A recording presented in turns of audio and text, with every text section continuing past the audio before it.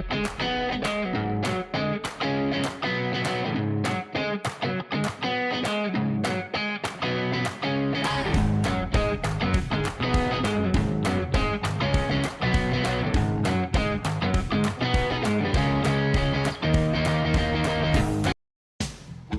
semuanya, perkenalkan nama saya Solina Putri. Kali ini saya akan menjelaskan materi 6, yaitu tentang manajemen sumber daya manusia di mata kuliah pengantar manajemen. Mari kita masuk ke materi ini.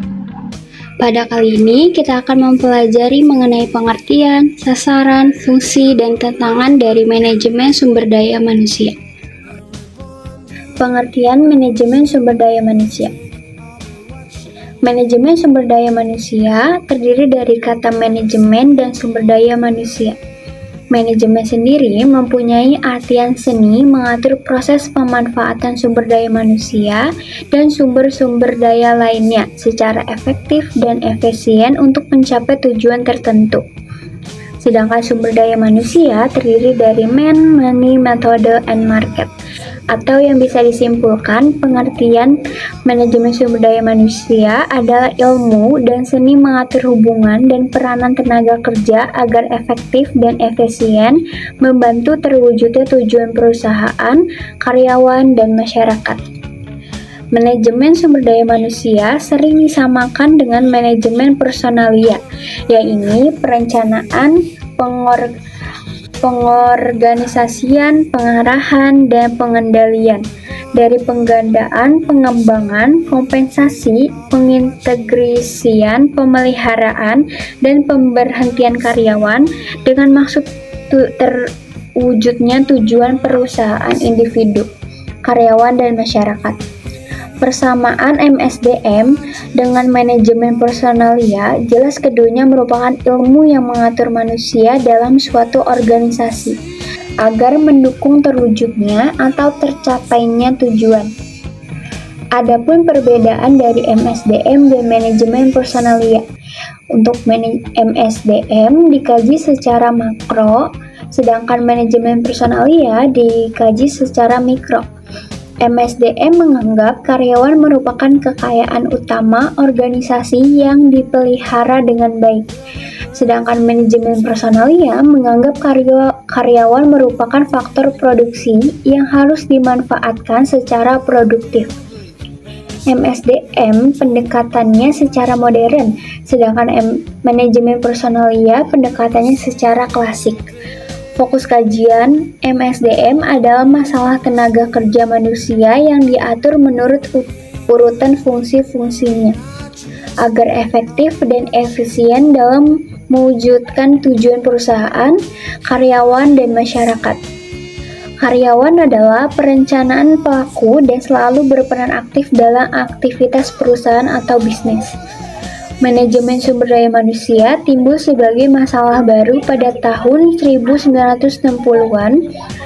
Sebelum itu, kurang lebih pada tahun 1940-an, yang mendominasi adalah manajemen personalia. Antara keduanya jelas terdapat perbedaan di dalam ruang lingkup dan tingkatnya.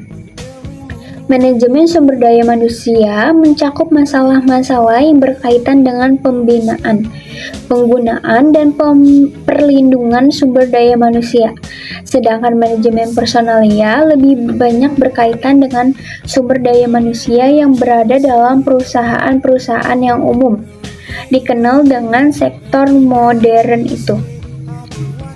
Tugas manajemen personalia adalah mempelajari dan mengembangkan cara 29-30 cara agar manusia dapat secara efektif diintegrasikan ke dalam berbagai organisasi guna mencapai tujuan. Kemudian ada perubahan konsepsi tentang sumber daya manusia atau pandangan terhadap pekerja dalam kerangka hubungan kerja pada organisasi. Yang pertama itu ada pekerja dianggap sebagai barang dagangan. Sekitar pertengahan abad ke-19, perkembangan anggapan bahwa manusia, kerja atau Pekerja dianggap sebagai barang dagangan. Pekerja dilakukan sebagai salah satu faktor produksi yang dapat diperjualbelikan untuk dijadikan alat produksi. Anggapan ini mempunyai beberapa kelemahan, antara lain pekerja tidak mungkin menjual daya atau tenaganya. Bahkan dalam pemanfaatan SDM ini, pekerja harus tunduk kepada beberapa hal yang ada di luar dirinya, seperti disiplin dan kekuasaan majikannya, pegawai lain, penggunaan dan pengembangan pegawai, dan diarahkan untuk tercapainya tujuan organisasi. Yang kedua adalah pekerja dianggap sebagai SDM. Adanya anggapan bahwa sering terjadi pemborosan dalam pemanfaatan sumber daya manusia atau pekerja. Keadaan ini berpengaruh terhadap pencapaian tujuan dari organisasi dan juga penghasilan pekerja itu sendiri. Selain pemborosan, juga faktor-faktor yang berkaitan dengan kelalaian pekerja. Misalnya, terjadinya kecelakaan serta biaya pengembangan, kemampuan atau kompensasi SDM. Semuanya merupakan biaya yang harus diperhitungkan dalam menghitung biaya produksi. Biaya tersebut sering disebut sebagai biaya sosial yang harus ditanggung bersama-sama oleh pihak-pihak yang bersangkutan, seperti masyarakat, pemilik usaha, dan pekerja sendiri. Biaya sosial ini kadang dapat melebihi biaya produksi. Yang ketiga, ada pekerja dianggap sebagai mesin. Pada akhir abad 19 dan permulaan abad ke-20, dengan munculnya konsep manajemen ilmiah, antara lain proses manajemen lebih mengutamakan produktivitas pekerja. Manajemen mengutamakan pada pengukuran kerja dan kualitas kerja, analisa pekerjaan sampai kepada hal-hal yang sangat detail dalam pekerjaan. Pada situasi ini, pimpinan dan penempatan pekerja tak ubahnya sebagai mesin, karena pekerja yang bersifat rutin dan pekerjaan rutin pada prinsipnya dapat dikerjakan oleh mesin. Konsepsi SDM yang demikian tidak ubahnya menganggap bahwa pekerja itu sama dengan barang dagangan. Karena SDM dianggap seperti mesin, maka penggunaan pekerja tersebut diusahakan sama seperti mesin dengan mengutamakan produktivitasnya tanpa memandang segi-segi kemanusiaan seperti pikiran, perasaan, dan tata nilai manusia lainnya. Yang keempat, pekerja dianggap sebagai manusia, sebagai reaksi terhadap pandangan yang menganggap dan memperlakukan manusia kerja sebagai mesin atau alat yang tidak manusiawi, maka muncul pandangan yang cenderung kadang-kadang terlalu manusiawi. Dalam hal tertentu, pandangan ini memang dapat berhasil, yaitu bila mana kualifikasi pekerjanya sudah cukup tinggi, namun akan gagal bila mana manusianya dipandang dan diperlakukan secara manusiawi itu tanpa kendali sama sekali. Dan yang terakhir, itu ada pekerja dianggap sebagai partner. Sebagai kelanjutan konsepsi tentang pekerja yang harus dimanusiakan, kemudian berkembanglah konsep partnership.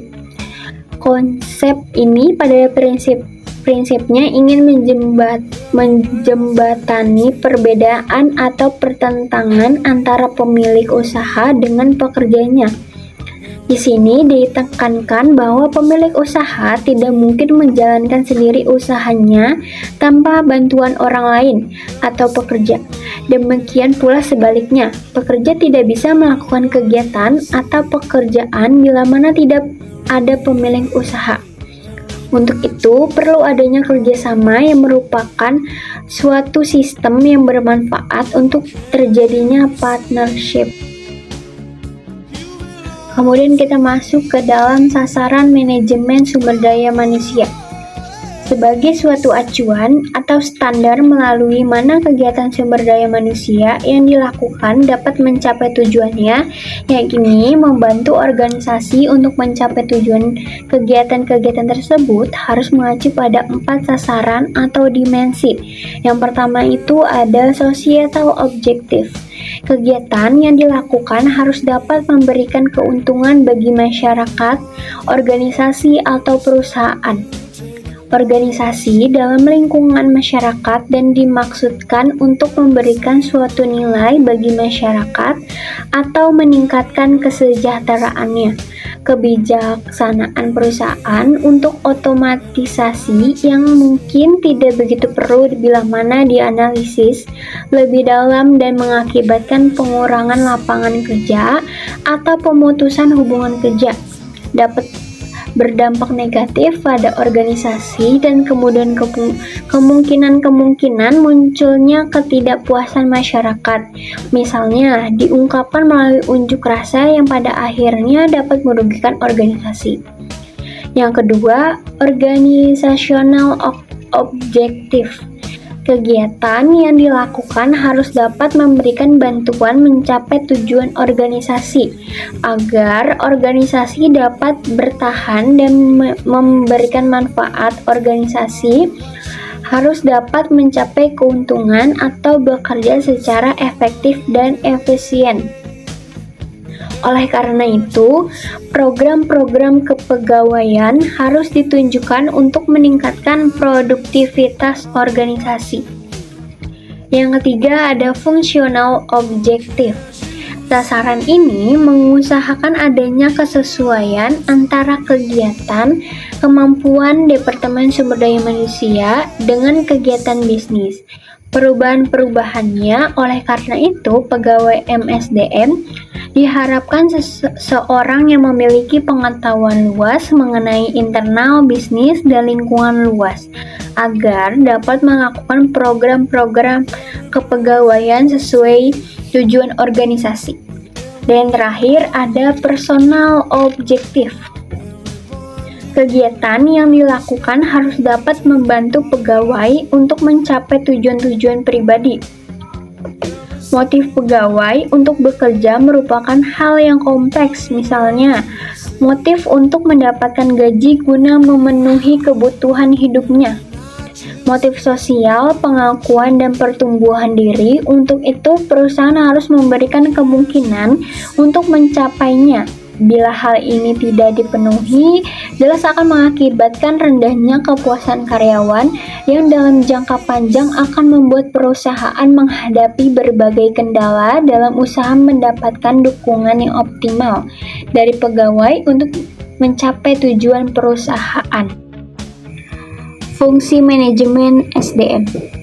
Yang pertama, itu ada perencanaan SDM dalam organisasi merupakan seperangkat kegiatan yang berkaitan dengan perencanaan dan kebutuhan pegawai atau sumber daya manusia dari suatu organisasi di masa mendatang. Yang kedua, perorganisasian setelah program disusun dan ditetapkan perlu dibentuk organisasi yang akan melaksanakan program tadi. Yang ketiga, pengaruh disebut juga dengan pemberian motivasi atau pemberian komando agar pegawai mulai bekerja. Yang keempat, pengendalian kegiatan-kegiatan yang biasa dilakukan dalam proses pengendalian berupa observasi terhadap kegiatan perencanaan. Di samping itu, juga koreksi-koreksi terhadap penyimpangan yang terjadi selama rencana sedang dilaksanakan. Ada beberapa peran dan pentingnya manajemen sumber daya manusia, antara lain yang pertama itu ada peran administrasi manajemen sumber daya manusia, yang peran ini difokuskan pada pemrosesan dan penyimpangan data meliputi penyimpanan database dan arsip pegawai. Proses klaim keuntungan kebijakan organisasi tentang program pemeliharaan dan kesejahteraan pegawai, pengumpulan dokumen, dan sebagainya. Yang kedua, ada peran operasional manajemen sumber daya manusia. Peran ini lebih bersifat teknis, meliputi pemrosesan lamaran pekerjaan, proses seleksi, dan wawancara, kepatuhan terhadap kebijakan peraturan. Yang ketiga ada peran strategis manajemen sumber daya manusia. Keunggulan kompetitif dari unsur sumber daya manusia merupakan kelebihan yang dimiliki oleh peran ini. Manajemen SDM juga memiliki 4 tujuan. Yang pertama organisasional, kedua fungsional, ketiga sosial, dan keempat personal. Keempat tujuan ini saling berhubungan dan harus dicapai secara seimbang. Manajemen sumber daya manusia yang sukses adalah yang mampu mendukung organisasi, beroperasi secara fungsional dan efisien, bertanggung jawab secara sosial, serta memenuhi kebutuhan karyawan secara individual. Kita masuk ke materi yang terakhir, yaitu tantangan manajemen SDM. Tidak ada satupun organisasi bebas dari pengaruh lingkungannya. Lingkungan di mana perusahaan beroperasi dapat memiliki dampak yang signifikan pada semua aspek pengelolaan operasi, termasuk bagaimana para pekerja dikelola.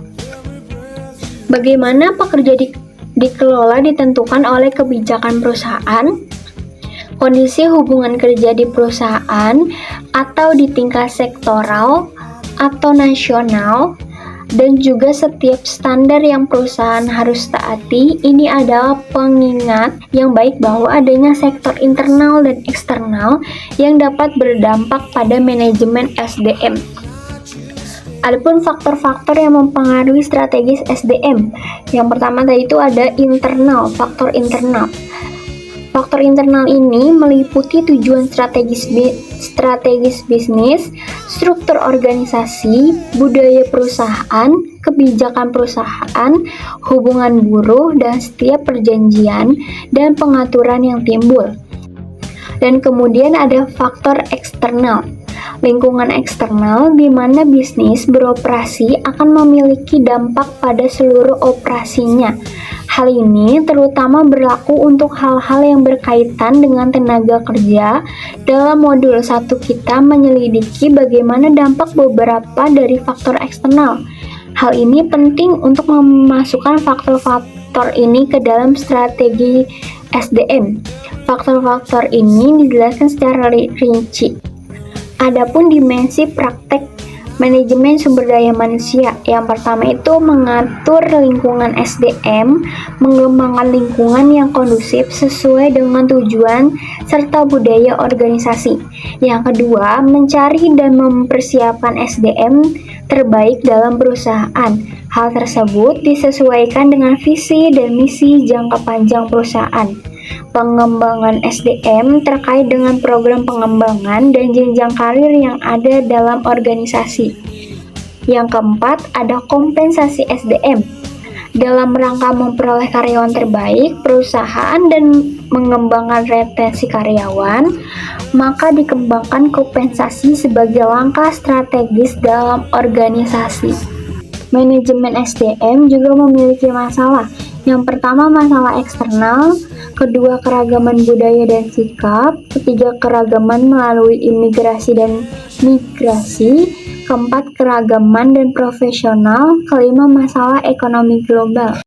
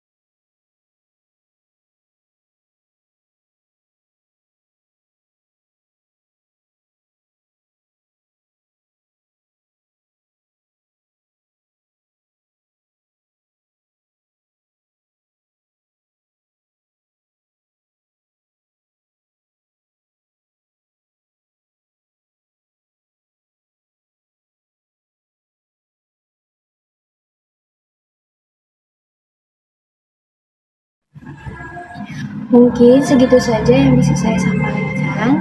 Mohon maaf bila ada perkataan yang mungkin kurang jelas atau penjelasan saya yang terlalu terbelit-belit.